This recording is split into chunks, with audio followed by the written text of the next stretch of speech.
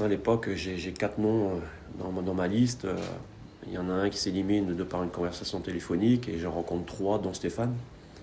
Et là, je me suis attaché à avoir un process, à avoir des entretiens qui durent entre 4 heures, 4h30 avec chacun d'entre eux parce que c'est, comme je vous l'ai dit, c'est un poste clé. Il est important de ne pas se tromper, même si quand vous vous engagez sur un entraîneur ou sur un joueur, vous n'êtes jamais garanti à 100% que la réussite va être là par la suite.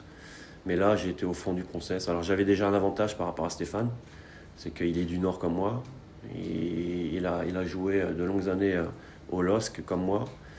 Donc je connaissais déjà la personnalité, les valeurs de l'homme, qui matchaient parfaitement avec ce que moi j'ai envie de faire dans ce club.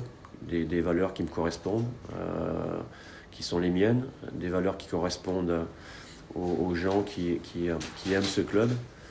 Et donc après, c'était plus passer énormément de temps sur le coaching et sur son management. Et donc il a fallu du temps pour le confronter à différents scénarios que j'ai anticipés, qui pouvaient arriver lors d'une saison pour un entraîneur. Euh, Ses principes de jeu, sa façon de s'entraîner, la gestion de son staff, la gestion des joueurs en fonction des âges, des profils, des états d'âme, sa relation avec un directeur sportif, sa relation avec une hiérarchie.